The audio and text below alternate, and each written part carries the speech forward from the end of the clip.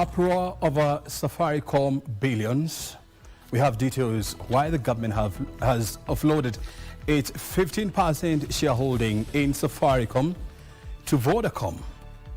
And we are keeping an eye on Washington. Currently, US President Donald Trump is holding talks with Rwanda's President Paul Kagame and Felix Tshisekedi of DRC. We're keeping an eye to see what kind of a deal that will come out of Washington. Good evening. We are coming up on air with all the day's breaking news. And of course, we have news from sports, business, as well as general news. We're giving you more details after these short highlights.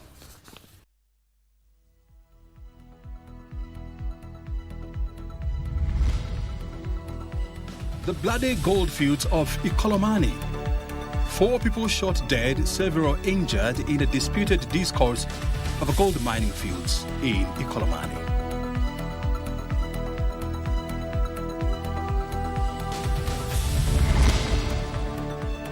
Justice for the Ogiek. Government ordered to pay the community for damages caused during the evictions from the Mau forest.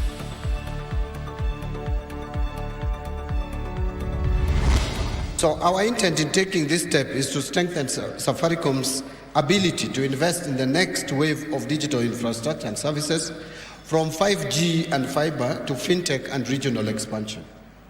And Safaricom billions. Government offloads its shares in Kenya's largest telco.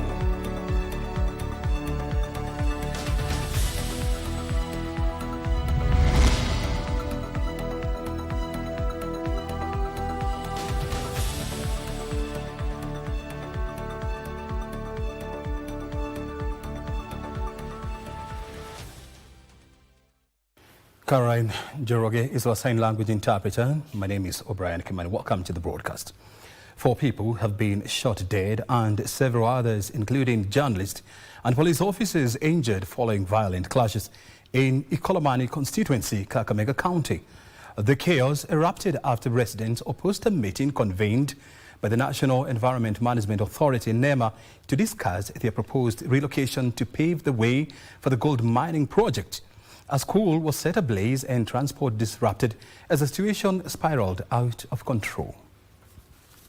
Smoke still covers Imusali village, Ekolomani constituency, Kakamega County. The classrooms at Imusali Primary School now lie in ruins, with burnt wood and melted plastic scattered across the compound, hours after protests.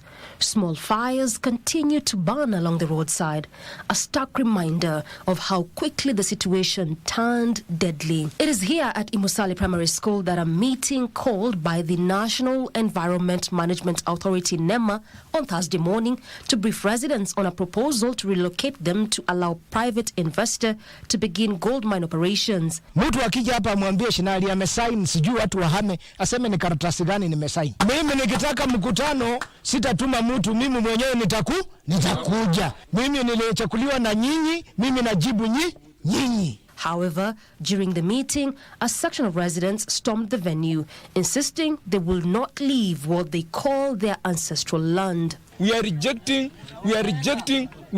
Tunaomba serikali situmie nguvu kuja hapa kulazimisha watu. Public participation, is it forceful? Kwa nini lazima? Kama wananchi wamekataa, sasa tunalazimisha kwa nini? Kuna vijana, kundi la vijana ambao walisanyika wakazusha vurugu, ikawa vigumu kwa maafisa ambao walitakikana kwenda kukutana na wananchi kufika kwenye eneo la mkutano, na hata wananchi wakazuiwa kwenda kwenye mkutano huo. Kuna watu ambao wamehusishwa katika hali ya kupanga hii vurugu, kwa sababu hapo mwanzo kulikuwa na vijana wachache, lakini ghafla vijana wakawa wengi zaidi, kana kwamba kuna wengine walifanywa nini, wameletwa. Deputy County Commissioner Ekolomani Geoffrey Mayama says security officers struggled to contain the crowd, and in the ensuing confrontation, 4 people were shot dead. Mambo haya yote yatachunguzwa Uchunguzi bado unaendelea. The situation worsened when the rowdy group descended on journalists covering the chaos, destroying their equipment as they attempted to document the unfolding violence. Vijana wametoka nyuma, walikuwa na rungu, walikuwa na panga, walikuwa na mawe, na walikuwa ahadi na vifaa tofauti ambavyo si kutambua vilitoka wapi. Wakani attack, nilipigwa shingo kwanza na chuma, na wakati panga ilikuwa inakuja, I think ilikuwa imembatana na hiyo chuma, lakini ni kuweka mkono, ndio mkono ikazuia, ndio naona kifanya nini, ikapigwa hivi. Along the Sigalagala-Butere Road, transport was paralyzed for hours as group of residents barricaded section of the highway with burning logs and stones. As authorities worked to restore calm, they say investigations into the incident are still underway. Doreen Arange for Prime Edition. Thank you, Doreen Arange, for that report, and we hope that peace will be restored in Ekolomani. The government of Kenya has been ordered to pay the Ogiek community 158 million shillings for material and moral damages incurred during the eviction from the Mau forest. The African Court on Human and People's Rights, in handling the judgment, stated that the evictions violated the rights of the Ogiek community and that Kenya should grant the Ogiek a collective land title to their ancestral lands.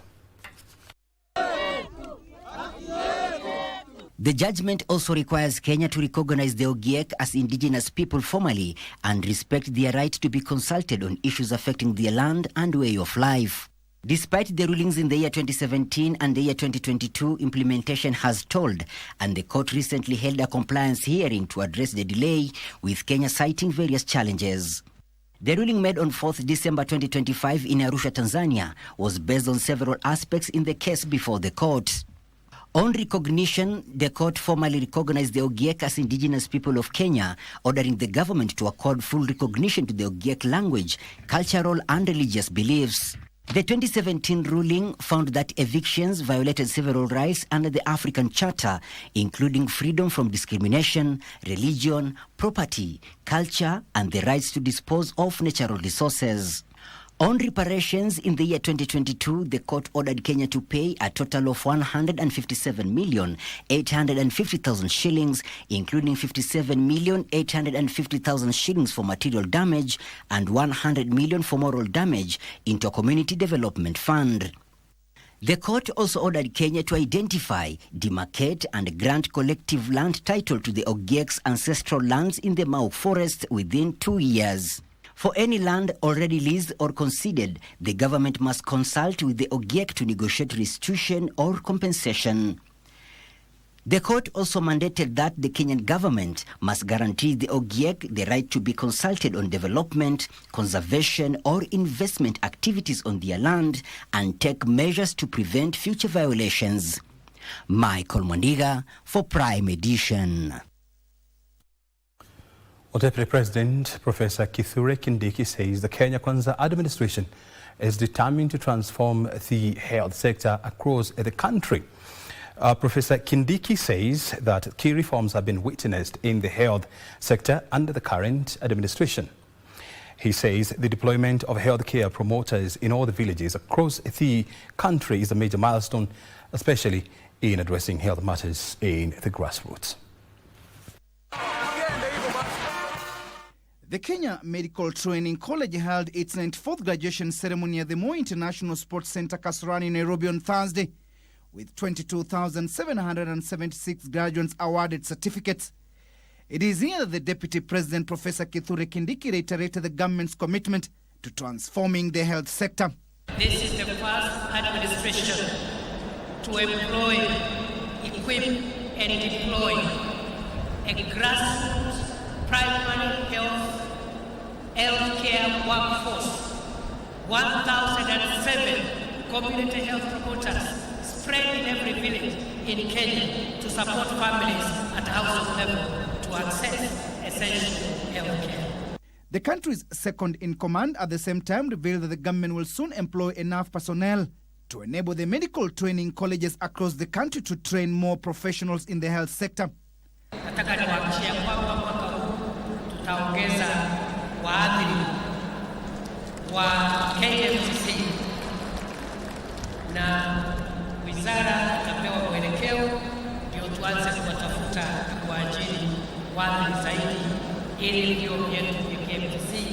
viwe na mafunzo bora ya hali ya juu.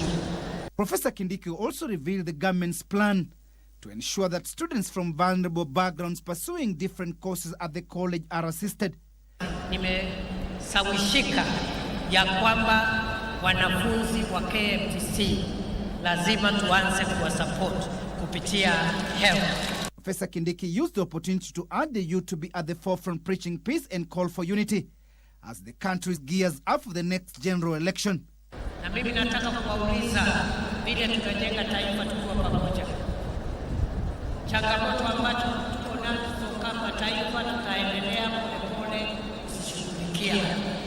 Ili hali jambo la muhimu ni kuweka uzalendo, kupenda nchi yetu, na hata wakati kuna tofauti za kimawazo tunazungumza kama taifa, tunaelewana, tunasikizana ili tuweke amani.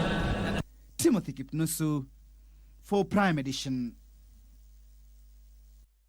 Thank you, Chibode Kipnusu, for that report. So let's now move to the corridors of justice, where Kerugoya Court has quashed President William Ruto's team of experts spearheading the compensation of victims of anti-government protest. Justice Edward Murady ruled that the president has no constitutional authority to institute a body to advise on the compensation of victims.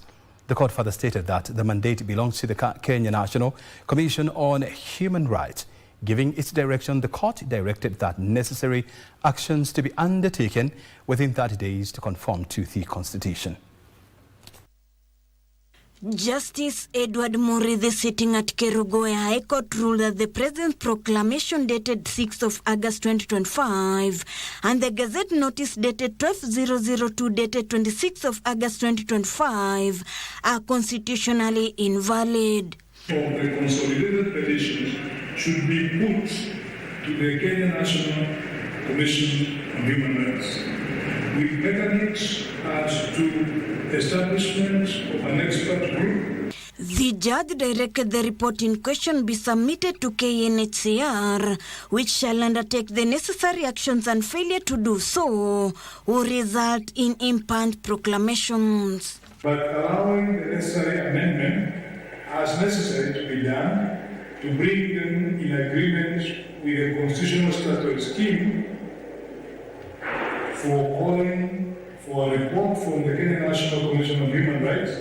The court found that the president is not constitutionally empowered to constitute a panel of experts to address the framework of compensation for victims of human rights abuses.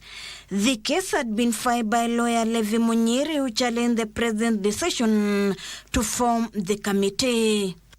Elsewhere, Meru Governor Mutuma Muthingi appeared before Kiambu High Court to testify to a case pitting the murder of Meru blogger Daniel Mudhiani aka Sniper, who disappeared and later his body was found dumped at River Nethe. Registered user, and that user is on 010605026.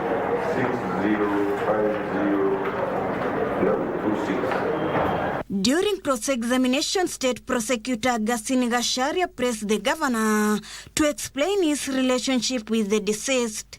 In December 2023, when Sniper disappeared and was killed, did you contact the first accused person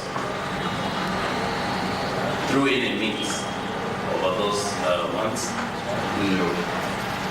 Governor, did you ever contact the second accused person in this case over that period? No, any way or means? No. Lady Justice Dora Chepkoni has scheduled the next hearing for 3 consecutive dates in January next year, when former Governor Meru Kawira Mwangaza is expected to take to the witness stand.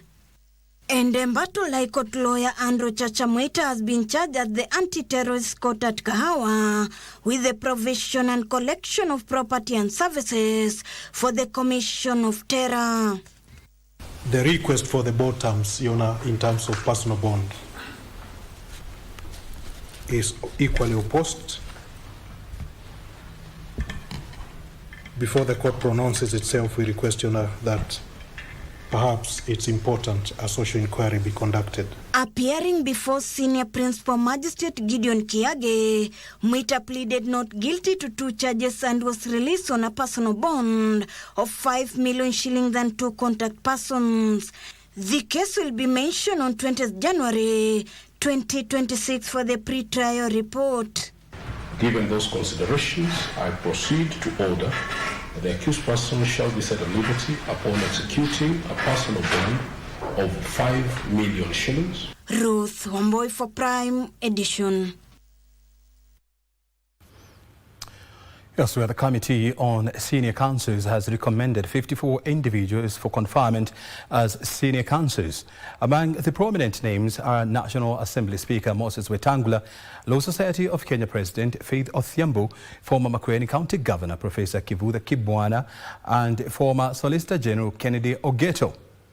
Others include Independent Police Policing Oversight Authority Chair Isaac Hassan, former LSK President Nelson Harvey, and Eric Theuri, Dr. Muthomi Thiankolu, Elisha Ongoya Katwa Kigen, Patrick Luther, and Ambrose Rachier. The Committee on Senior Counsels, chaired by Philip Murgo, reached the decision following a competitive vetting process. A total of 105 advocates had applied for the coveted title.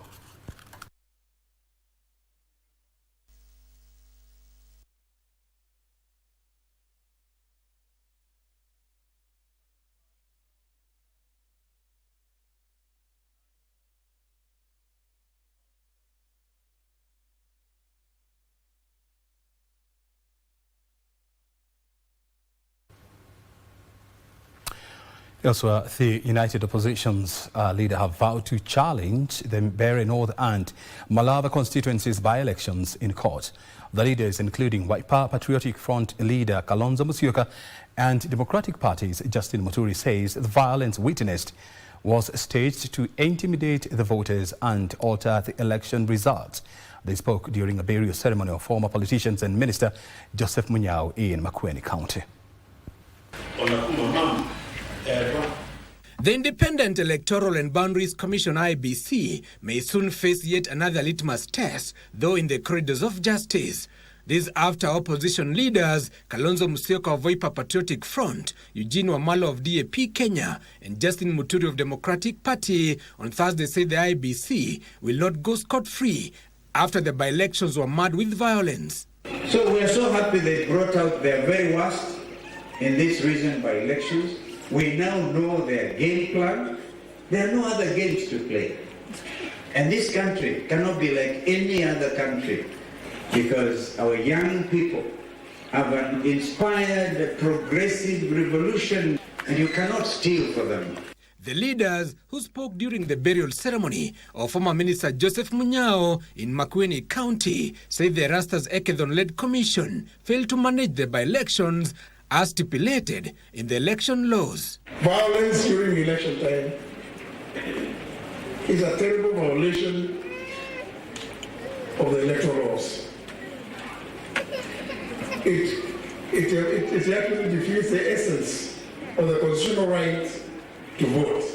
The democracy that Munyao fought for in Kibaki and his team, the team that brought the second liberation in this country, the team that brought back multi-party democracy at great sacrifice. That democracy is in great peril. If we cannot allow free and fair elections in our country, then the democracy that we now fought for is in great danger. These S2 voters in Mbeere North constituency in Embu County petitioned the court to overturn the election of Leonard Wamuthende over his alleged double identity. Separately, the National Council of Churches of Kenya, NCCK, has also raised concerns on the credibility of the Thursday, November 27, 2025 by-elections, which was marred by chaos in some areas. And our call is on the police and the Office of the Director of Prosecution to bring everyone who does politics through violence to book. During their two-day Jumuiya conference in Limuru, Kiambu County, NCCK challenged IBC to assure Kenyans of free, fair, credible and transparent general election in 2027. If a candidate is doing violence, let them not be fined. Let them be deregistered.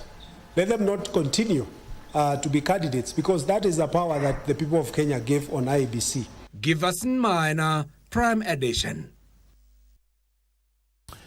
Elsewhere, the government is focusing on strengthening and expanding non-custodial sentences as a viable option to decongest Kenyan prisons. The government is piloting community probation volunteers in Siaya County as it seeks to make community correction systems more effective, enhance community integration and reduce recidivism amongst the offenders. Speaking in Siaya County after commissioning staff quarters at the Siaya Female Probation Hostels, the Principal Secretary, State Department for Correctional Services, Dr. Salome Biako, said the non-custodial sentences will play a crucial role as a soft landing before integrating inmates back in the community. These female offenders who can serve probation orders come and stay in this environment that is a home away from home, and they can be rehabilitated. And very often their offenses range from child neglect of the family, petty offenses like brewing changa and such like things, which is predominantly caused by poverty. Dr. Biako said to further enhance the system, the government, with the help of Japanese government, is piloting a community probation volunteers program in Siaya County. Community probation volunteers, they come from the community, like teachers, retired nurses, retired pastors, or even working pastors. And that has helped integrate the criminal justice system and link it to the community itself, so that there is a seamless and a contemporaneous relationship between the criminal justice system, which we are part of, and the community, so that there is greater acceptability of these offenders. Prison system currently hosts close to 60,000 inmates across various correctional facilities in the country. The prisons, however, remain congested, exposing petty crime offenders to recidivism.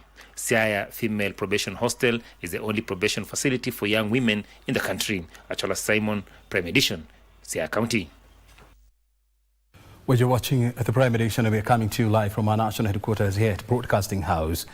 Our big interview is coming up next, and our focus tonight is on the impact of fixed seats in Kenya's socioeconomic development. We have the KEFI's CEO in the house with us. Stay tuned.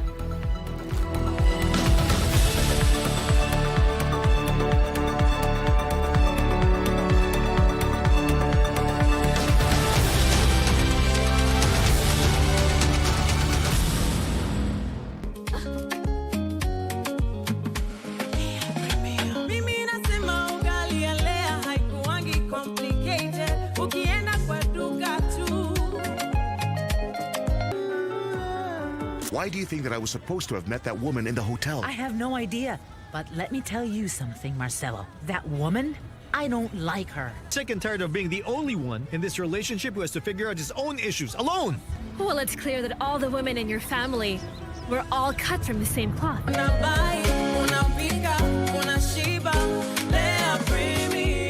Lea Premium Flour, nurturing the world. Available in a store near you. When the hills gave way in Marakwet, thousands were left with nothing. But together, we can help them rise again. Join KBC in the Restore Hope, Restore Earth campaign, Unity in Adversity. Together for Marakwet. Donate through paybill number 522533, account number 8036543, or drop foodstuffs and supplies at Marakwet County offices. Every shilling, every tree, every act of kindness counts. KBC, bringing Kenyans together.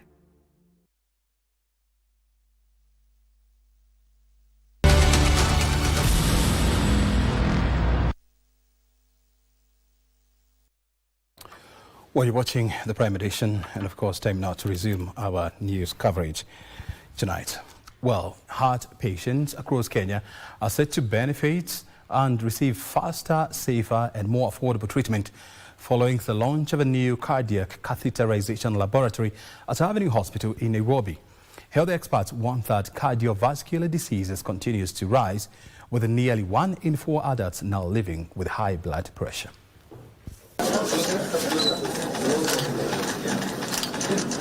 For years, many patients endured long referral chains or the high cost of seeking cardiac procedures abroad. With the launch of a new cardiac catheterization laboratory, the Ministry of Health says more Kenyans will now access high-quality cardiac care closer to home and at a lower cost. These are things a few years ago, the only way was to go to India or other places. So now these are available in Kenya at accessible pricing to more Kenyans, and it's supported through SHA. So you, with your SHA, you're able to access these services. Experts explain the cath lab works by using imaging to navigate blood vessels like a highway to reach affected organs. This allows doctors to deliver the correct treatment efficiently, whether it is for a blocked artery, stroke, or other cardiac issues. So it's really revolutionary. We've already treated over 200 patients, from children to adults, on multiple conditions, and this has really been a blessing for us. So we did the soft launch so that we can, prove the operational readiness and all. The government notes that the investment comes at a time when younger productive citizens are increasingly affected by heart disease. We continue to have an increase in the prevalence of non-communicable diseases.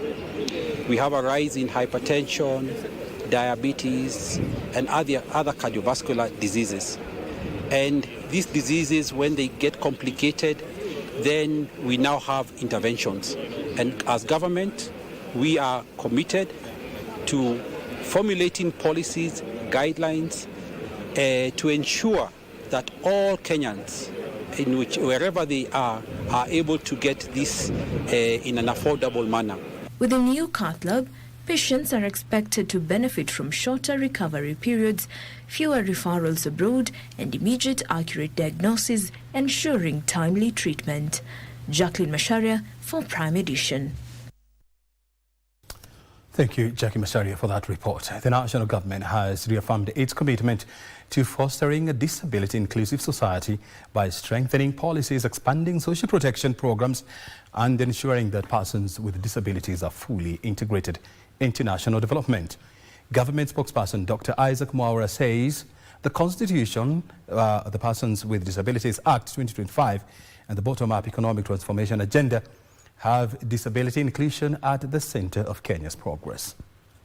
For an inclusive society, the national government says more than 50,000 households continue to benefit from the Inua Jamii program for persons with severe disability. This as efforts expand to support MSMEs and youth with disabilities under initiatives such as the Nyota program. Also enhancing access to economic opportunities by emphasizing micro, small and medium enterprises, MSMEs, as engines of growth, and ensuring that persons with disabilities are supported to access Hustler Fund and In Lamu County, persons with disabilities have urged the county government to fully involve them in development planning.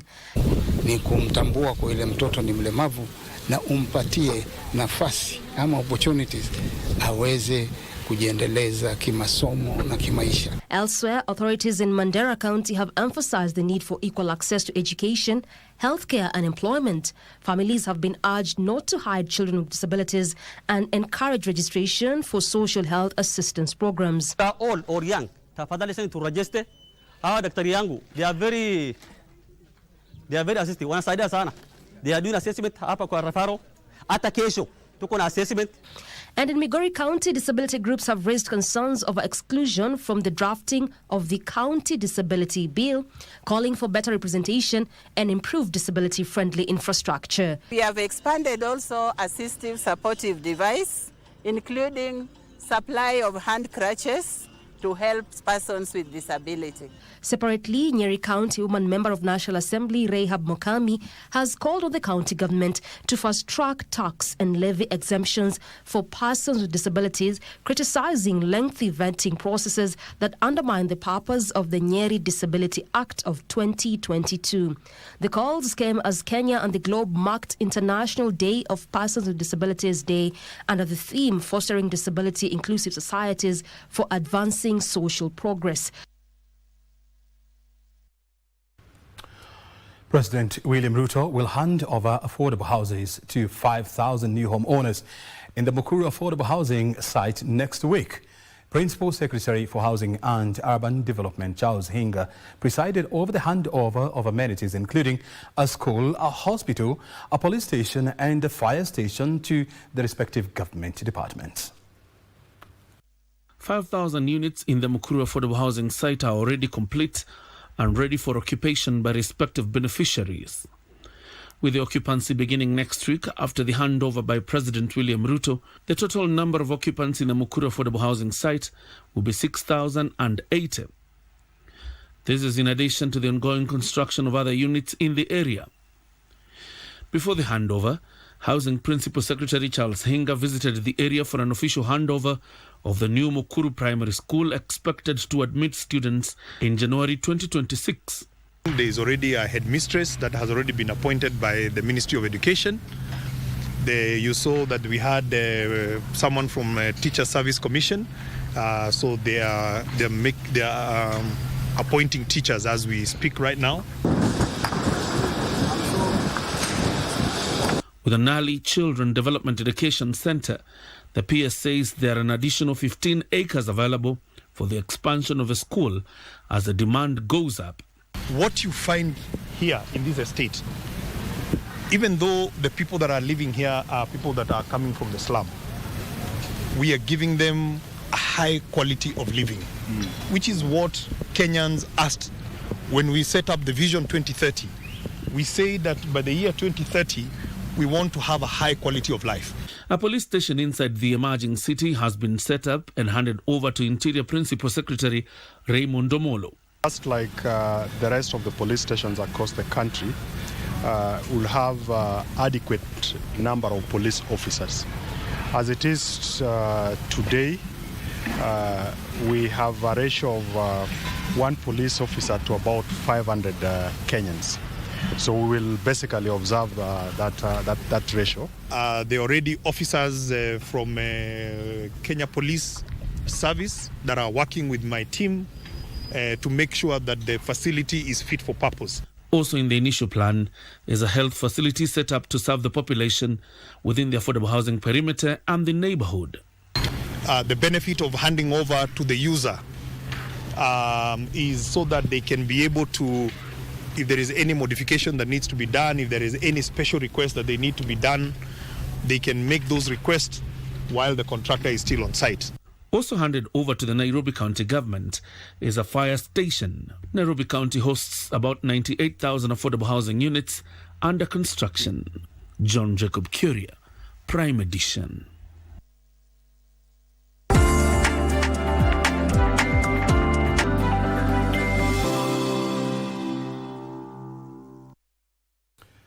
Thank you, Job Jacob Curia, for that report. If I can give you more insight into the Mukuru Affordable Housing Program. At the end of the construction, which is expected to take about 5 years from now, Mukuru Affordable Housing City is expected to house about 100,000 people. That's huge.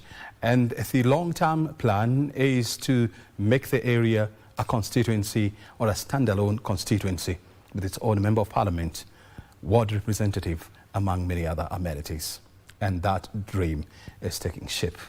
Let's now focus on to the business world, where the government has sold 15% stake in Safaricom to Vodacom in a deal worth 240.5 billion shillings as part of a plan to unlock private investment without raising taxes on national debt.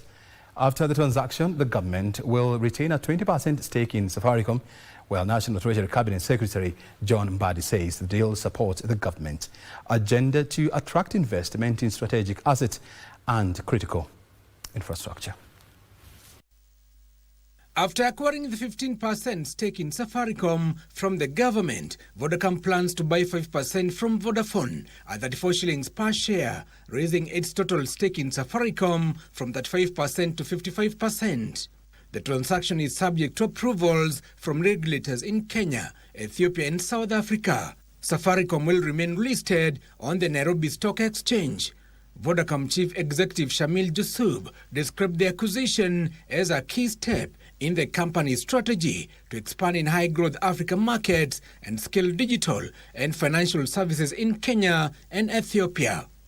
Our intention, of course, is to make sure that we can carry on with this public-private partnership, and we see government as a very important strategic shareholder going forward, and that we can continue to build the success and digitization of the economy.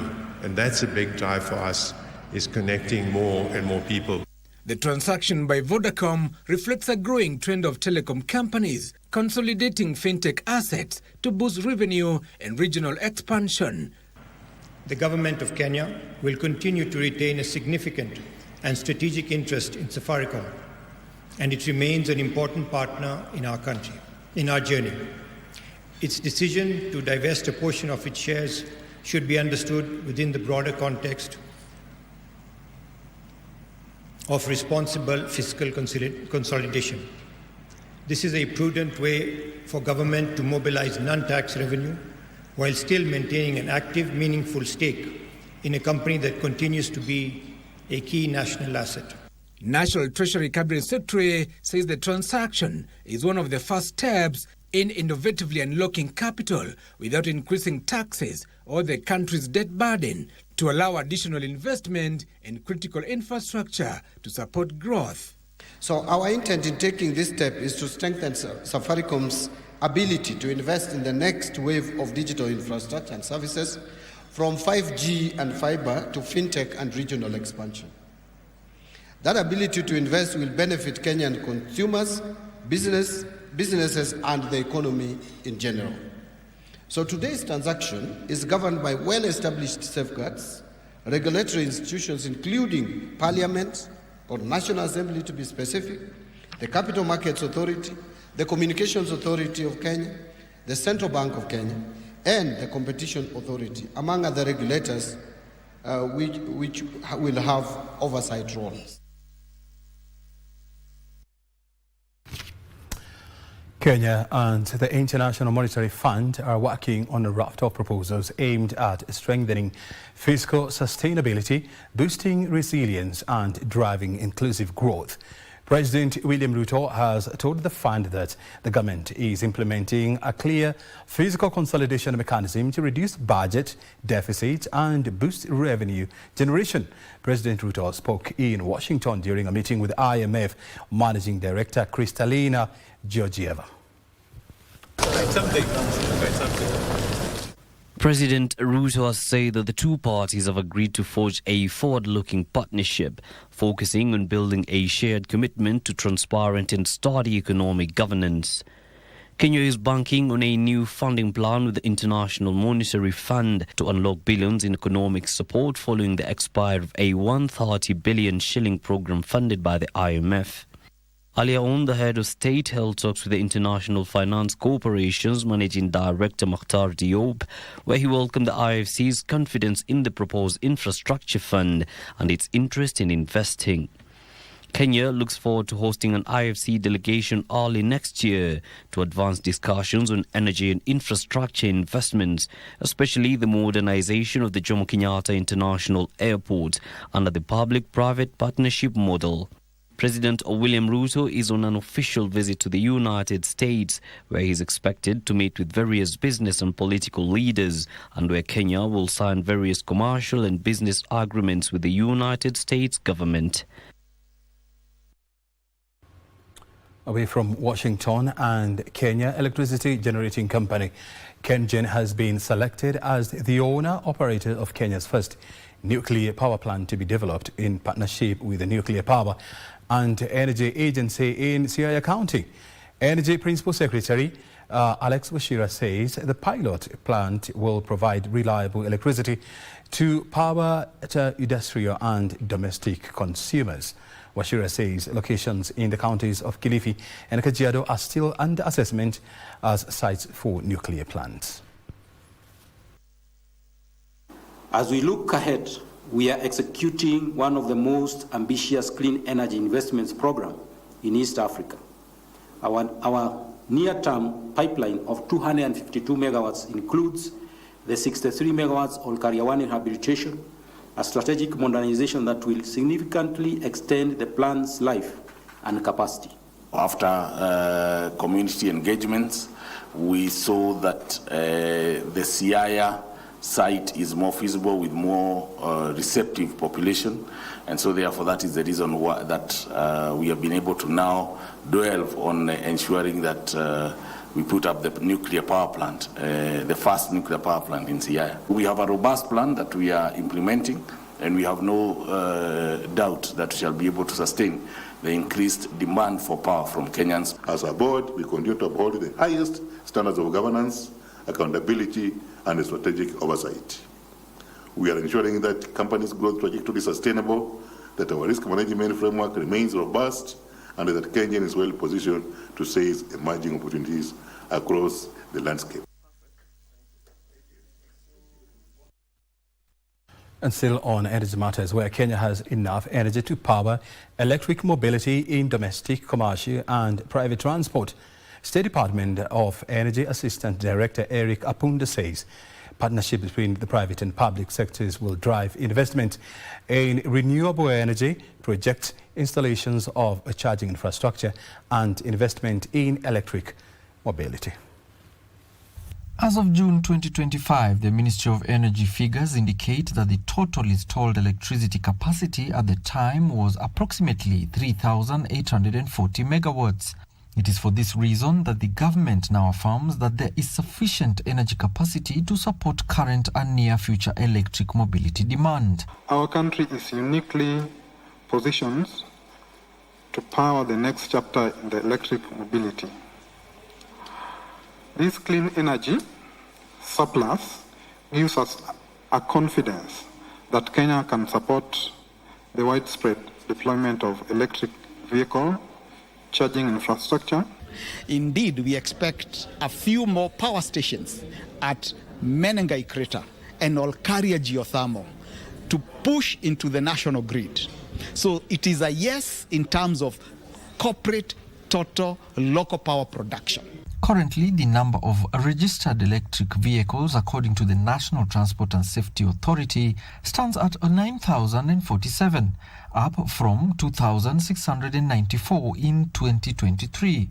But experts say the growth can still happen in tandem with internal combustion engine vehicles, since certain incentives still lack in the sector. Policy is always important. I think when you have a strong policy that is encouraging investment, that is encouraging technology adoption, that is encouraging growth, and also then you have the infrastructure to support it, that's when this industry will explode. The key factors, and if you look at any country where EV has taken a pace, has been government policy.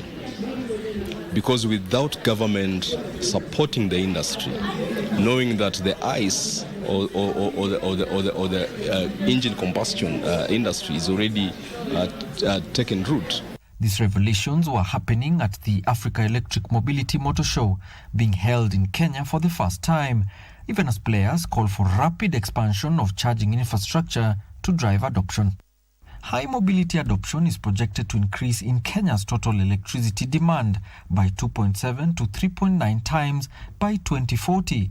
According to the Energy and Petroleum Regulatory Authority simulations, it is set to consume 4.9776 gigawatt hours from 9.79 gigawatt hours currently. You might have seen the proliferation of two-wheelers and three-wheelers in electric mobility, even small saloon cars or commercial buses like this one. But does this mean that investors and individuals are finally adopting electric mobility in masses in this country? Alan Auko, Prime Edition.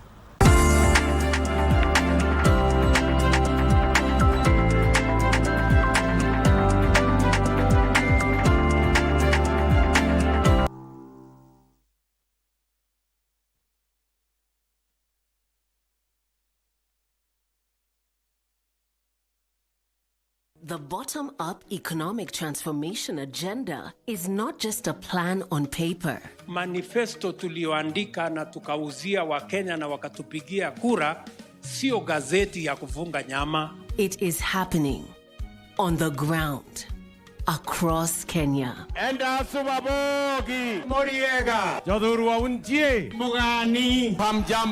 In agriculture, Turkana wameamkia mambo ya ukulima sasa. On our roads, Lami black anaingia hapa anagausha hapa, wacha bana. In health, all our patients are in SHA 100%. In housing, kutoka nyumba za mabati kuleta nyumba kama hii ya ghorofa ni kitu ya mzuri sana. In our markets, umetukumbuka sisi mama mboga, shida zetu umezitatua, and so much more. It's a good thing the government inakuja mashinani na this is all what we have been requesting. This is transformation. This is impact. This is delivering the plan. Every Friday on KBC Channel 1. Why do you think that I was supposed to have met that woman in the hotel? I have no idea. But let me tell you something, Marcelo. That woman, I don't like her. Sick and tired of being the only one in this relationship who has to figure out his own issues alone. Well, it's clear that all the women in your family were all cut from the same cloth, starting with your mother. I need someone to love me. I really need someone to love me, please. No, go ahead. He's all yours, Nora. I still need to see if he'll pay attention to me.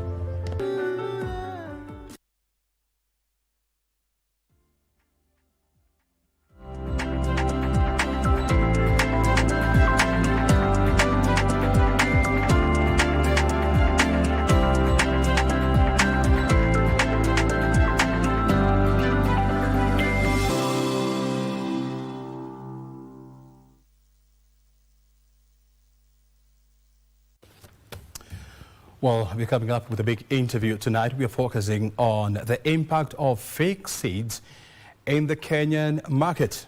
Remember, there is a proposal to make it an economic sabotage to sell and distribute fake seeds in the Kenyan market. Will this push pass in Parliament? We are in the company of Professor Theophilus Mutui. He's the CEO of the Kenya Plant Health Inspectorate Services, joining us after this story, where Marsabit Turkana Festival will be reorganized as an annual international event to expand its global footprint and draw more tourists. Marsabit Governor Mohammed Ali Mohammed says leveraging cultural diversity is key to unlocking new investments, particularly in the hospitality and tourism sectors. Here's Regina Manyara with more. Despite Kenya's northern frontier boasting scenic landscapes and remarkable cultural diversity, the region remains largely underexplored. And you can imagine, when you go to a place like Gileret, you can be able to see with your own eyes, your own naked eyes, the human footprints dating back 1.5 million years ago. Isn't that unique? Can you be able to get that product elsewhere? No. This county has also unique craters and mountains where you can be able to do hiking. Right, we have Mount Marsabit, we have Mount Kulal, which is just over Asia. We have Huri Hills, we have a lot of other craters, Bongole. There are craters that you can be able to do hiking, which are very good for tourists.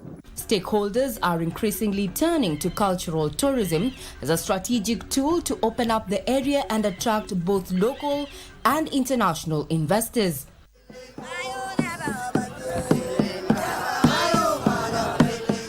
Here in Marsabit, ours is unique because we have 14 different communities with unique and iconic cultural and artifact that we needed to showcase today. Experts argue beyond culture, the region's ecosystem ranging from sweeping desert terrain to Lake Turkana and pockets of tropical forest holds immense untapped potential, which targeted investments in ecotourism and adventure travel could unlock.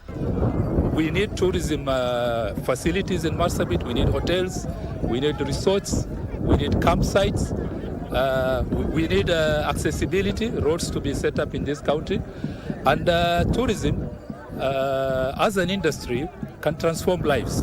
Marsabit Governor Mohammed Ali Mohammed says the festival should be recognized as an annual international event to expand its global footprint and draw more tourists. This year's week-long festivities will feature traditional song and dance, inter-community peace dialogues, and will culminate in a half marathon. The 14th edition of the Marsabit Turkana Cultural Festival, a week-long engagement that is ensuring that the North is open not only for business but also for cultural tourism and a push towards socio-economic development in a coexisting diversity. I'm Regina Manyara reporting from Loyangalani in Marsabit County for KBC Channel 1. Tell you what, Marsabit County is heaven. You need to go there. We're discussing food security and the impact of fake seeds in the Kenyan markets. Joining us tonight is the CEO or the Chief Executive Officer of Kenya Plant Health Inspectorate Services, Theophilus Mutui. Thank you very much indeed, Prof, for joining us here. How bad is the scourge of fake seeds in the Kenyan market? Thank you for the question. My name is Professor Theophilus Mutui, Managing Director for Kenya Plant Health Inspectorate Service, KEFIS. Yeah, KEFIS has a mandate of ensuring that the seeds being available to the farmers are always of high quality so that they can be able to germinate, be pure, and true to the variety. So there has been unscrupulous traders who have been taking grains, coloring them, and selling them to the farmers. This is estimated to be about 30% of all the seeds being sold to be fake. 30%? 30%. Of all seeds sold in the Kenyan markets are considered to be fake. Right. Is it possible to tell a fake seed from a genuine a seed by mere observation? By mere observation, you cannot tell, but there is a way you can be able to mitigate against that. The first one is that we advise the farmers to buy seeds from licensed seed dealers or outlets. So when they go to the agrovet, they should ask, is this a agrovet licensed by KEFIS? If they say yes, they need to see the license. Secondly, when they go to buy, all the seeds which are packaged, they normally have a mark of quality from KEFIS. This is the mark of quality from KEFIS, and they should demand that all the seeds should have that sticker. The package should also be sealed, and it should have a lot number in which we can be able to trace who is the owner, who made that seed, and should there be any problem, we should be able to trace it. What is contained in that sticker? In the sticker, there is it's just like the airtime. There's a place where we are supposed to scratch. Once you scratch, you'll be able to get 4 digits, and you send via SMS to 1393. You send that digit via SMS 1393. It is free, and you'll be able to get a feedback saying whether the seed is genuine or not.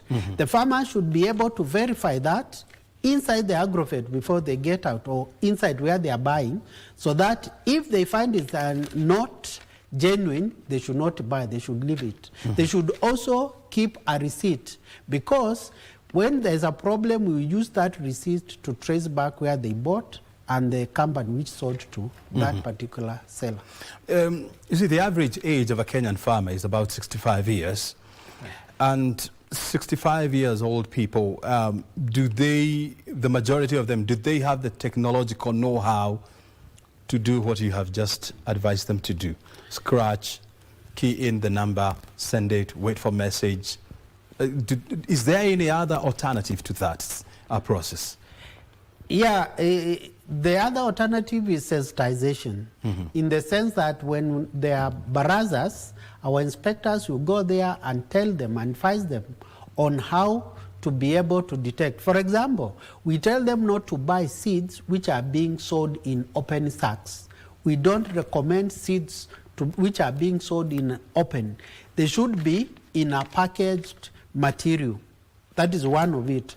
Secondly, the seeds which they buy, they must be able to see that they are not what we call diseased. They don't have pests and diseases. They are true to type, and they are the right size. So that once they are planted, they will be able to germinate.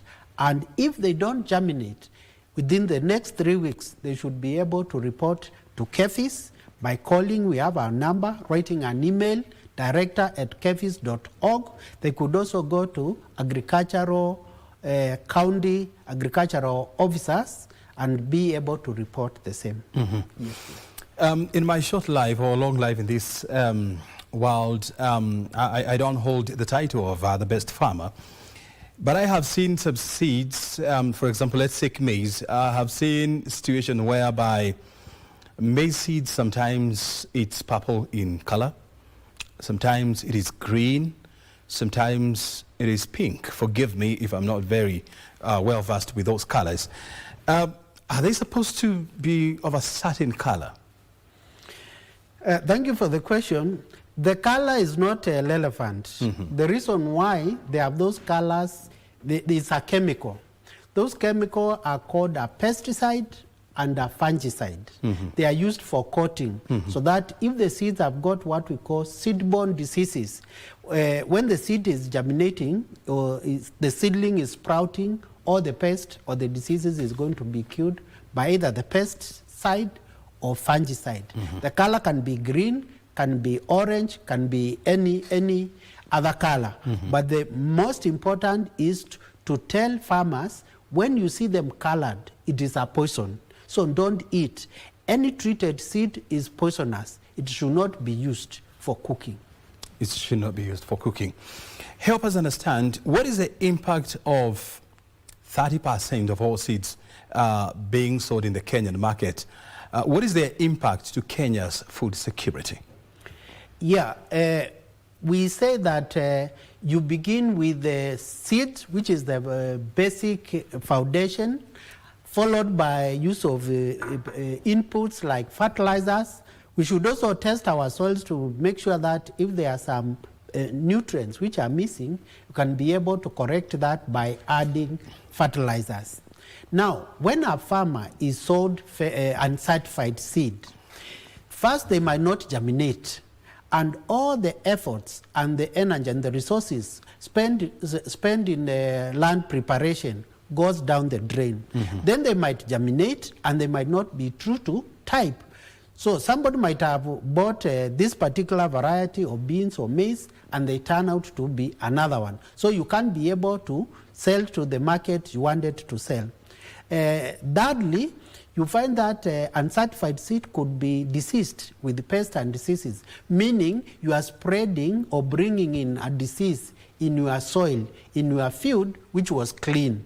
So the use of uncertified seed is very bad because it can cause all those problems I've said, resulting in low productivity. Low productivity means that the farmer is not able to get money after selling, and this money is the one which is required for buying food and other things, leading to food insecurity. In short, when you begin with uncertified seed, you might end up losing up to 100% or at most around 50%. But if you use certified seed, you are ensured of having high yields, high income, and food security. We have KEFIS, whose mandate is to ensure that the well-being of all plants in Kenya. Why do we still have a problem with fake seeds in Kenya? The reason is because we have unscrupulous traders who specialize in knowing which is the most preferred variety, and when there is some shortage, then is when they quickly get the grains, color them, and be able to sell them because of that problem of shortage. So what, as KEFIS, we are telling the farmers, sensitizing them, if you find that the seeds are being sold in open market, in open sacks, using gorogoros, not in sealed, please report this particular person to the police, to the nearest county agricultural office, to our KEFIS offices, because this person is playing around with the livelihood of people, and it could lead to food insecurity. Having said that, we have shortage of, we don't have enough manpower, and of course we can't have all KBC inspectors everywhere, so we will rely on other government agencies like the police, other agricultural agents, and even the public who can be able to inform us and will quickly move in to arrest the situation. Security agents, together with county agricultural officers and employees of, some employees, not all of them, of Kenya Plants Health Inspectorate Services, have been accused of colluding with traders to evade arrest and drive the sale of fake seeds. Is this far-fetched? Is this true? Yeah, we have had some challenges in the sense that we are informed of a particular person who is coloring those grains. We go with the police, we arrest the person escapes and is able to move around. Escapes? Escapes. By the time we get into the compound, the person is not there. Then we arrest so whoever there has been is a there and the tip-off. material. It's like a tip-off. Then when now is taken to the court, the materials as exhibits, they are taken there. Sometimes the materials disappear, but we have been sensitizing the National Police Service, the ODTP, ODPP, the judiciary, to ensure that we work in a whole of government approach to arrest this menace. Should anybody, whether it's a KBC inspector or a government agent officer, who is known to collude with that particular unscrupulous trader, the full force of law will be applied on them indiscriminately. What is the conviction rate once somebody has been arrested selling or distributing fake seeds? Out of 100 cases, how many will end up with a conviction and jail term? We have had a higher success rate of convictions, I could say about 80%.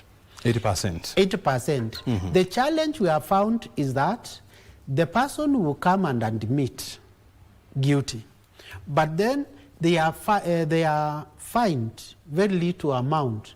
They could have been dealing with fake seeds worth millions and millions of shillings, and the highest charge or penalty has been 200,000. That's the highest they have been penalized. Even if you're distributing seeds worth 50 million shillings? For sure. But the law provides that the maximum it could be penalty is 1 million, up to 1 million, and a jail term of up to 2 years, or both. We would work with the National Assembly to be able to review this law, to make it more stringent, to act as deterrent. For example, if we could up the penalty of 20 million and a jail term of 10 years or both, this will act as deterrent to anybody who would wish to start dealing with this fake seed business, which is threatening the livelihood of Kenyans.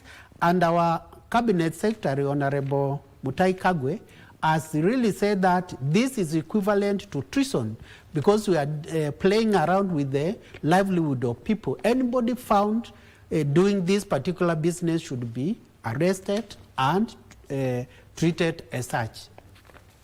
I've had the Cabinet Secretary, of course, proposing that the sale, the packaging, and the distribution of fake seeds to be declared a treasonous matter. Apart from that declaration, have we taken concrete steps to ensure that either through a legislation, through a policy, that one is achieved? Yes, our law is there, the Seed and Plant Varieties Act. We are in the process of reviewing the same to make it stringent and address other issues. Currently, we have about 20 court cases in different places where people have been found selling seeds which has been condemned, meaning they cannot germinate. People who have been selling fake seed by coloring grains and so on. So we have a number of court cases ongoing. There are some people who have been already convicted and paid penalties, and we are working very hard to make sure that we have sensitized farmers so that if they see somebody selling those seed in the open market, they report and we normally take action. Right. You're saying that the biggest source of fake seeds in Kenya is through the open hawking system, whereby you go to the market, you see traders selling them in buckets or in containers. Is it possible for the unscrupulous traders or distributors also to fake the packaging of genuine seed markets? Yeah, thank you for that question. First, if we find fake seed being sold in a licensed agrovet by KBC, we normally revoke the license and we stop that person from dealing with seed or conducting the business of seed. But we have seen collusion among employees of seed companies and seed merchants providing or giving this packaging, empty packaging materials, which are normally printed by a normal printer. So the packaging material is genuine. They have tried with our labels, but the KBC label, what they have done, they have just photocopied. If you photocopy this and you scratch, you are not able to get the code I talked about. So if they try faking this one, it will not work. But for somebody who doesn't know, might think because it's a color photocopy, it looks genuine. So that's another area where we are sensitizing. If you can't scratch, then it's also not genuine. But it's possible to have the packaging material, the writings, and so on. Those unscrupulous traders have invested in equipment for coloring, for sealing, for packaging, just like genuine, only that they are buying grains and to make a lot of money because grains are cheaper than seed. And so when they use they color the grain and sell it seed, they make huge profits. But we have not come across, because the seed merchant also, they are concerned. If they find their brand is being faked, they will report to us and we will go after the person doing it and arrest. So being sold through the formal distribution channel of distributors and agrovet, we have not come across that. I have heard these from agricultural experts that if you are to employ 3 or 4 inspectors or inspection officers or whatever you call them, you know, per county, you're looking at about 150 inspection officers, and the 3 would be in a position to go around that county and flag out fake seeds. Is this a possibility? It's a possibility, but what we would wish to do is we have regional offices which are mandated to cover a number of counties, 2 to 3 counties. We could do better by enhancing the numbers. But the best way to go about it, because agriculture is devolved, is for the counties to employ agriculture officers, extension officers.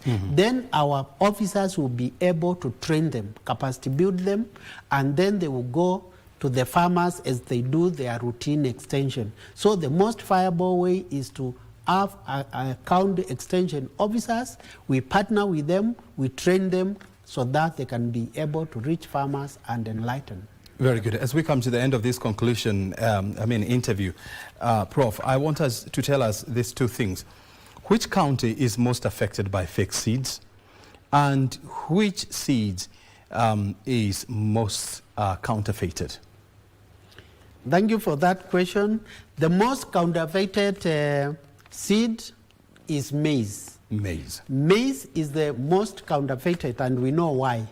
Most of our country grows maize, and what they do is they look for the most popular variety for a particular region, And when there's some shortage, they capitalize on that. So maize is the one which is mostly faked. In terms of county, it's very interesting scenario from our surveillance. When there's a rain season in Eastern, we'll go there, do a lot of, during short season. In Eastern, we have 2 rain seasons, the short and the long rains. So during the rain season is when they pick. When we go there, they move to the other side. So they keep on rotating. But we have seen cases of fake seed in Western and Central, as well as in Eastern. I don't want to be explicit, but but we have had arrest in Bugoma, we have had arrest in Meru, Kirinyaga, and so on. Very good. Anything else we need to know from you, Prof? Yeah, thank you very much. I wish to request all the farmers to make sure that they buy seeds from licensed seed sellers. And whenever they go to buy, they should always look for the mark of quality from KEFIS. The labels or the sticker for 5 kilos and less. And my parting shot is, when a farmer goes to buy seed, usiseme bora begu tu, sema nataka begu bora. Quality seed, certified seed from KEFIS. Thank you very much indeed for joining us, Prof, tonight, and of course helping our farmers understand the importance of buying genuine seeds and what the agency is doing to deal with the menace of fake seeds in the Kenyan market. Your time is highly appreciated. I mean, you see, your production will be as good as the seed. And so that's why it is very important for you as a farmer, when you go to the market, please insist on buying genuine seed. And of course, be a patriot. Anytime you notice that this trader is selling fake seeds, you know the avenues. Just report to the police officers, go to the county agricultural officers, or even talk to Kenya Plant Health Inspectorate Services. And by doing so, we're going to help the country achieve the much desired food security. Let's move on, where Chinese electronic manufacturer IMAS has expanded its operations in Kenya in an investment that will support local employment by working with Kenyan distributors and retailers, as well as service centers. IMAS CEO and founder Paul Wang says the company is keen on assembly in Nairobi to produce gadgets for distribution across East Africa, as well as the Central African region. Wang describes Kenya as one of Africa's most promising electronic markets due to a youthful, tech-savvy population and growing appetite for high quality.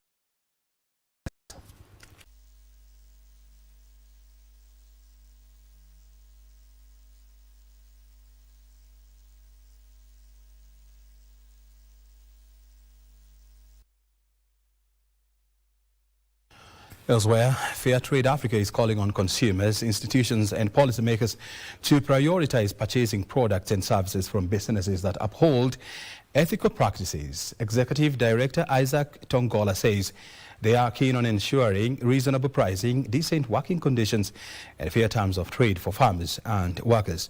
Tongola made the remarks in Nairobi during the launch of a campaign that seeks to sensitize consumers about the impact of their purchasing choices.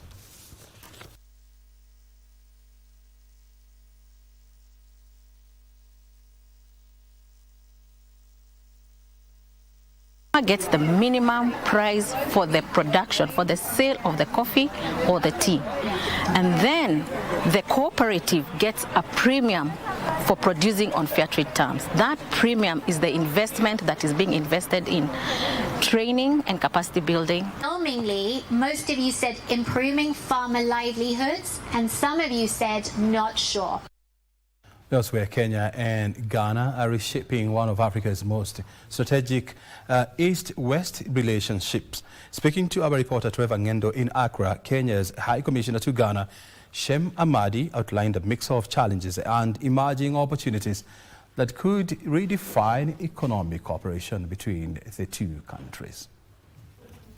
Despite warm diplomatic ties and shared commitments under the Africa Continental Free Trade Area, mobility barriers remain the single largest obstacle. Limited direct connectivity has made the movement of goods and people expensive, slow and unpredictable, in effect muting the continent's east-west trade potential. Infrastructure disconnect is our biggest undoing. This is a very wide market for Kenya, extremely wide market. If we addressed, or the issue of infrastructure was addressed. Trade is growing but modest. Kenya exports about $8 million worth of pharmaceuticals, tea, vegetables and goods to Ghana, and imports products including shea butter, cocoa products and industrial materials valued at around $6 million. The economy is heavily dependent on imports, and because of challenges related to infrastructure, the goods available in Kenya cannot reach Ghana, and the goods available in Ghana that Kenya needs cannot reach Kenya. Basically things like agricultural products, talking about milk products, meat. Amadi says both countries are now exploring a new sea transport link, which is a potentially historic development that would connect East Africa to West Africa through maritime routes. So we are working on a project with Ghana, which we have actually started. One is Kenya with intent to create an aviation hub here, and that one is in the process. He says Ghana, with its growing middle class, strong consumer demand and political stability, offers the right market for Kenyan products. The president here has been very kind to us. He says he's inviting Kenyans to come and invest in tourism industry, to come and invest in hotel industry, and also to come and invest in wildlife conservation, which is in Africa we're the best. I believe if we did the right thing in the next 1 year, we will increase the diaspora here from the present number, which is about oscillating between 300 and 400, to about 1,000. The partnership is promising but underdeveloped. If talks on air, sea and trade links succeed, Kenya and Ghana could anchor a new era of East-West African trade. Trevor Ngendo for Prime Edition in Accra, Ghana.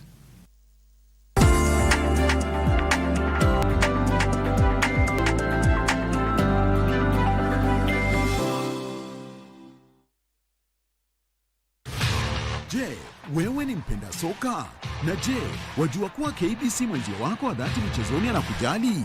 Ndio maana KBC Channel 1 hukuletea taarifa na uchambuzi wa soka. Kafu ndio wamechukua usukani humu nchini, barani Afrika na ugaibuni, ikiwemo EPL, Serie A, Bundesliga na ligi zingine. Mashabiki pia hutuzwa kwa kujibu maswali kuhusiana na soka. Swali letu la leo. Haya yote ni kwenye kipindi cha Dunda Dunda kwenye KBC Channel 1 kila Ijumaa kuanzia saa 5 asubuhi hadi saa 6:30 mchana. Nawahimiza Wakenya waendelee ku-watch Dunda Dunda show. KBC, mwenzio wa dhati michezoni. Tushinde.com. Cheza safe, cheza smart. Gambling is addictive. Not for persons under the age of 18 years. Sasa kwa star 419 hash uko na game mpya. Tushinde spin corner. Simply spin. Kisha ngoja, na kwa entry moja unaweza angukia na uspin hadi mara 3. Na ikigonga 25,000 na kufikia instantly. Cheza spin corner sasa hivi kwa star 419 hash option 4. Tushinde.com. Cheza safe, cheza smart. Gambling is addictive. Not for persons under the age of 18 years.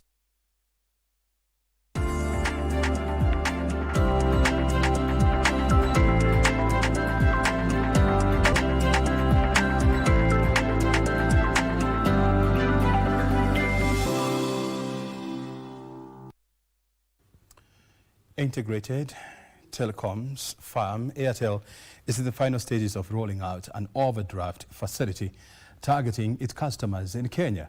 The facility will help Airtel Money customers make payments even when their balance is negative. The company plans to launch the product in early 2026.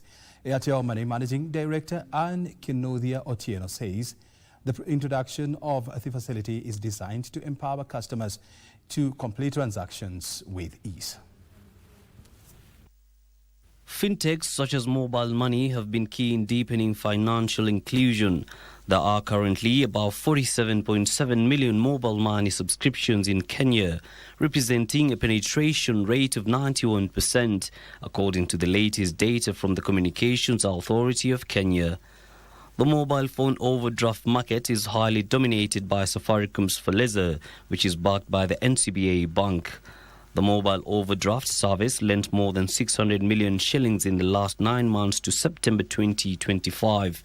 Airtel Money is planning to cash in on the growing appetite for mobile money overdraft service, where close to 8 million Kenyans have subscribed to this service. A lot of customers want to complete a transaction but are not able to because they have insufficient funds in their wallet.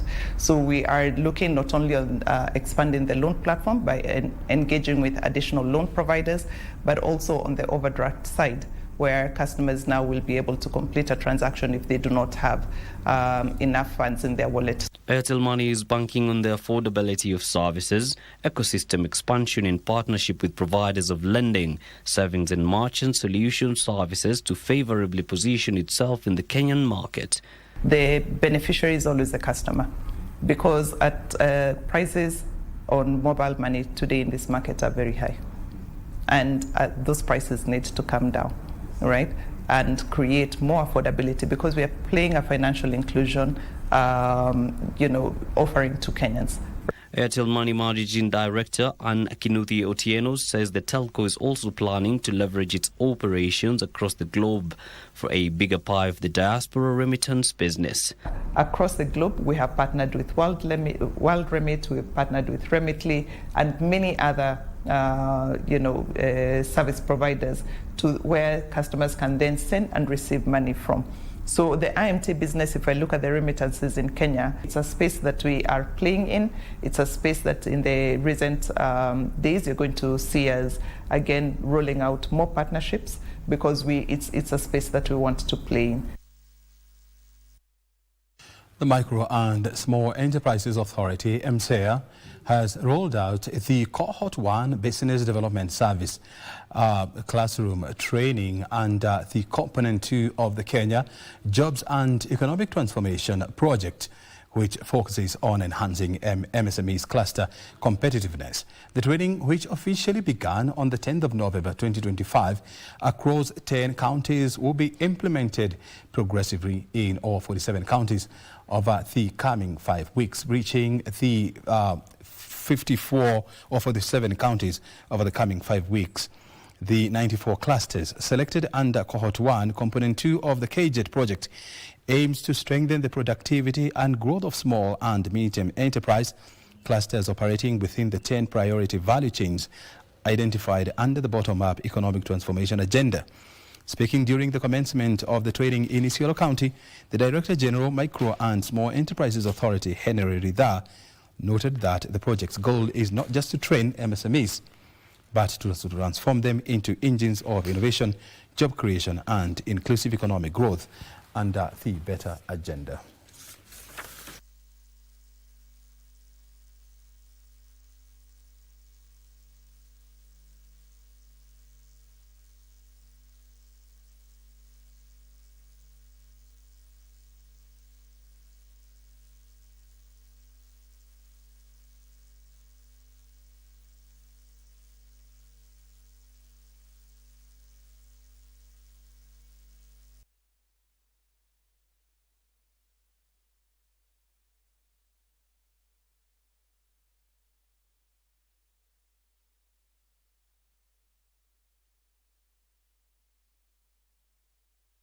Thank you for staying with us. It is time for the latest from the sports world with me, Bernardo Kumu, and Naisula Lenengwesi and Daniel Mutua emerged victorious in the 100 meters for women and men respectively as the inaugural China-Kenya Friendship Games culminated at Nyayo National Stadium. The games, which attracted 700 participants, are geared towards enhancing bilateral relations between the two nations through sports. Frederick Mwoki reports. 700 participants turned up for the first edition of the China-Kenya Friendship Games, which brought together 19 different Chinese-Kenyan-based companies together.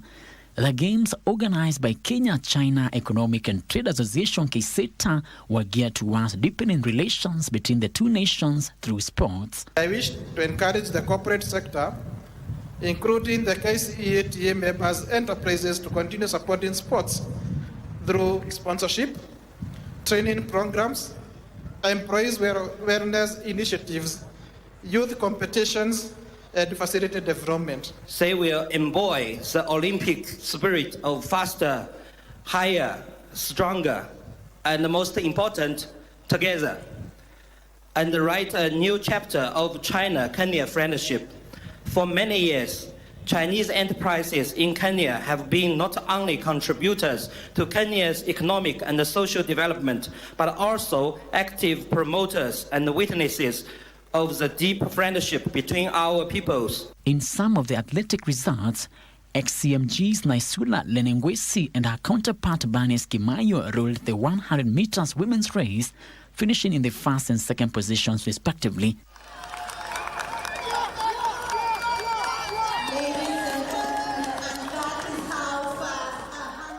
Kenya-China Friendship Games is not only an important event for the 2025 China-Kenya culture and tourism season, but also a vivid example of active cultural exchanges between our two countries. The men's race was won by Daniel Mutua of Afrista, while James Lengewa finished second.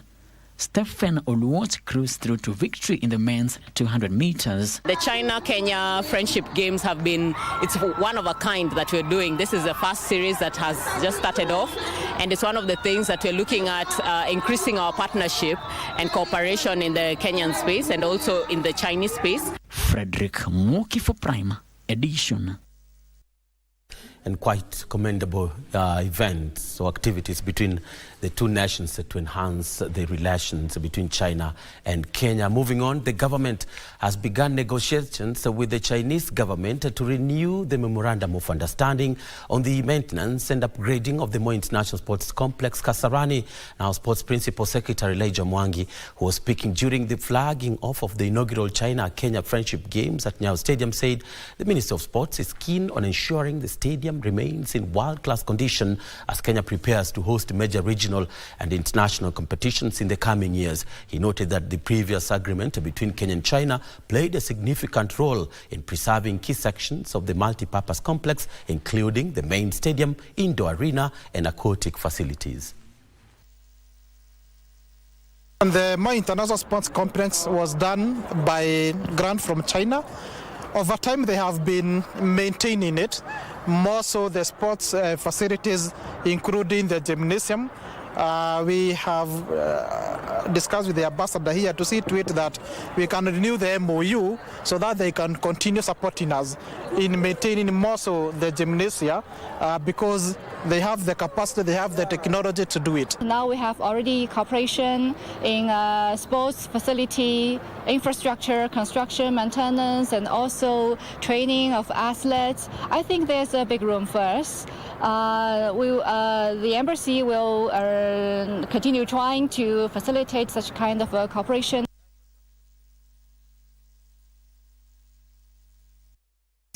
And all is set ahead of East Africa's first professional mixed martial arts MMA fight scheduled Friday at Broadwalk Mall here in Nairobi. The inaugural fights organized by Anza MMA is set to thrill with top-tier professional fighters drawn from Kenya, Uganda and Tanzania set to take to the cage in a battle for the regional ranking and glory. Now Kenya's Osama Ali Abad is eyeing a memorable home debut as George Itumo hopes to continue with his good showing after impressive performances in EFC in South Africa. A total of 7 fights are on card, including 4 main fights and 3 undercard bouts. It's a really good privilege fighting on the home soil. There's so much pressure fighting away, So this is going to be my first MMA fighting at home. So I'm really looking forward to representing the country, representing my fans and putting on a show for them, as well as motivating any fighter that's coming up and wanting to start a fight career. So it really means a lot for me. Experience from Nigeria taught me that I'm ready for this level. I'm ready for pro.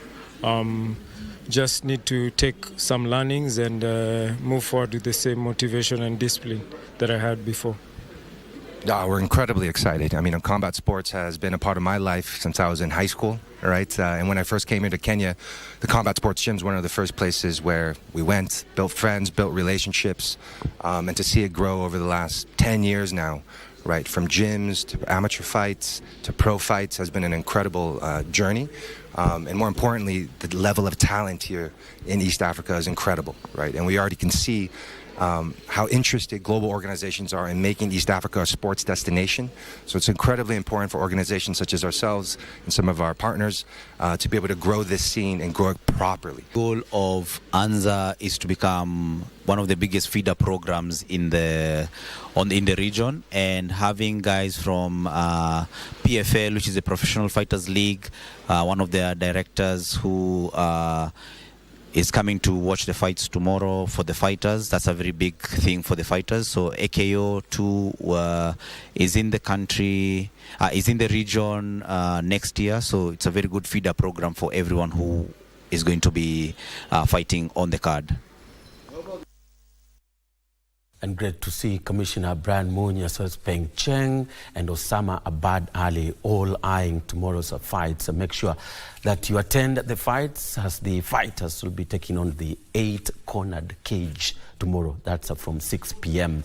at the Broadwalk Mall. Meanwhile, the World Under-21 Taekwondo Championship, hosted by Kenya for the first time, entered its second day today at the Kasarani Indo Arena here in Nairobi. Kenya's Cecilia Wangare, competing in the 73 kilograms category, was eliminated after losing to Canada's Georgia Piezo in the round of 32. Another Kenyan, Wendy Trina, also bowed out of the contest after 57-kilogram loss to Egypt's Shad Sami. The Egyptian dominated with a 12-1 win in the first round and 14-1 in the second to advance. In the boys category, Kenya's Leslie Amwanzo fell to Egypt's Hisham Ahmed.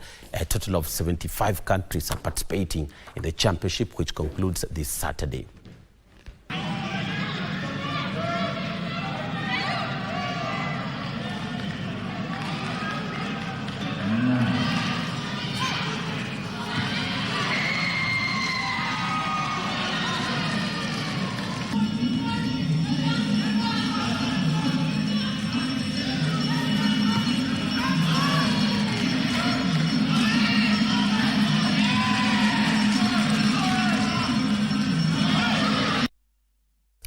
Well, and that's it from me. Thank you so much for watching. I'm Bernardo Kumu. Back to Brian Kimani to bring a cap on today's bulletin. Brian? Well, thank you very much indeed, Bernardo Kumu, for joining us tonight and, of course, giving us a dose of what's happening in the world of sports.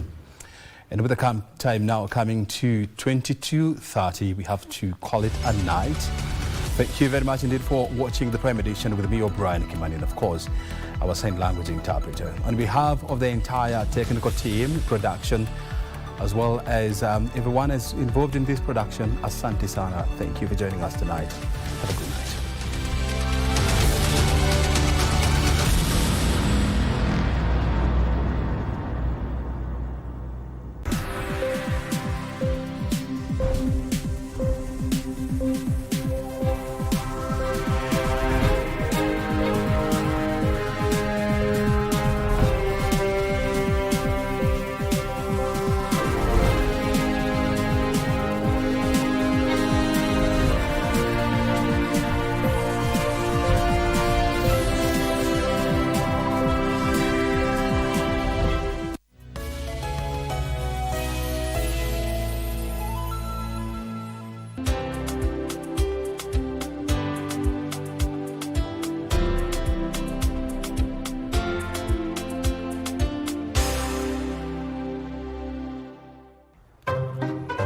For charity, dial *419#.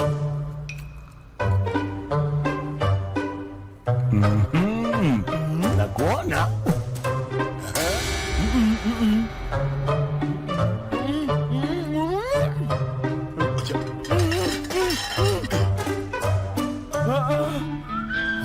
Kuja hivi sasa.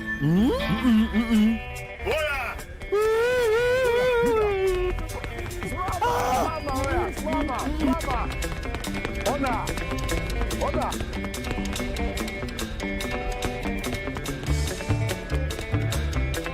Man. Mama tu.